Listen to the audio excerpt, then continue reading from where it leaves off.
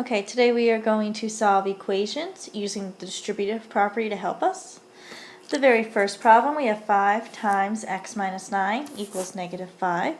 The very first thing we are going to do is to distribute the 5 into both terms. 5 times x is 5x. 5 times 9 is 45. So it'll be minus 45 because it's minus 9. Equals negative 5. I don't distribute the 5 on the other side of the equal sign. Now it's just a two-step equation. To solve for x, we'll add 45. Please be careful. Realize when I add 45 to negative 5, it's a positive 40. And on the left-hand side, I'm left with a 5x. Finally, divide by 5. And you end up getting, I'm going to write it over here, x equals 8. Can always check your work by plugging the x back in. For the second one, I'm going to distribute the negative 4, very similar to number 1. So it'll be negative 4y. I almost put plus, but it's going to be minus.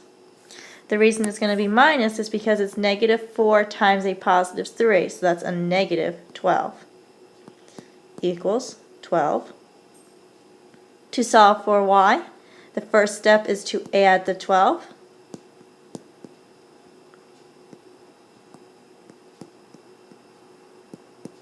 You end up getting 12 plus 12 is 24. Finally, divide by negative 4. And again, I'm going to write it off to the side because I just ran out of room.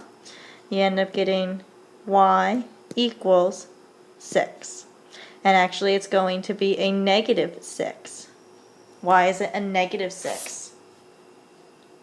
Hopefully, you're saying the reason is because you are dividing a positive divided by a negative. And a positive divided by a negative is a negative. So negative 6 is your answer there.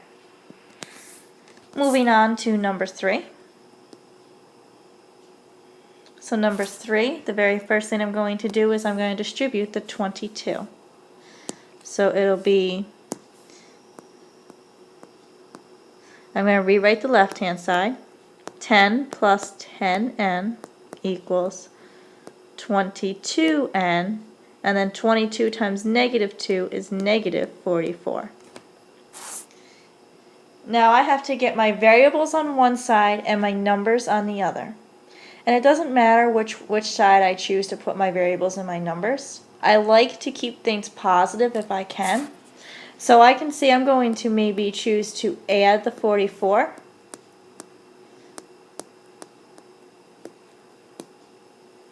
And that'll give me 55 plus 10n equals 22n.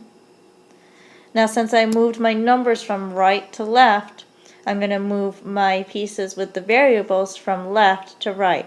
So I'm going to move the 10n to the right-hand side. I'm going to subtract 10n to do that. On the left-hand side, we are left with 55.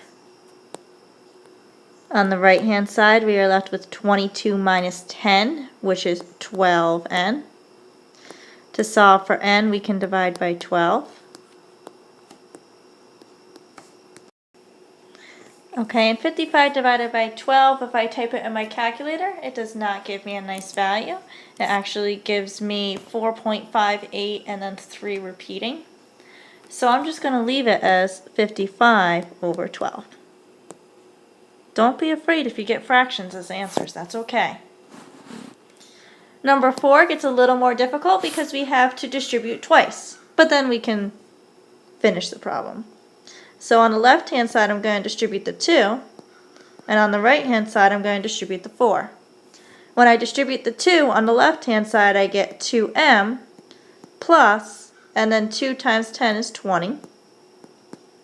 On the right-hand side, I get 4m minus, because it's a negative 15, and then 4 times 15 is 60. Now this problem is very similar to number 3 that we just completed. I have to get my variables on one side and my numbers on the other.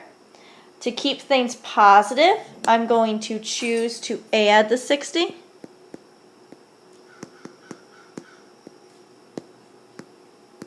So it'll be 2m plus 80 equals 4m. Because I moved my numbers to the left, I'm going to move my variable pieces to the right, so I'm going to subtract the 2m. I'll be left with 80 equals 2m.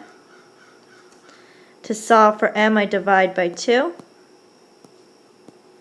80 divided by 2 is 40 equals m. If you chose to write m equals 40 instead, you would be correct as well. And you could always check by plugging back in. At this point, I would like you to try numbers 5 and 6 on the bottom, and we'll check everything tomorrow in class.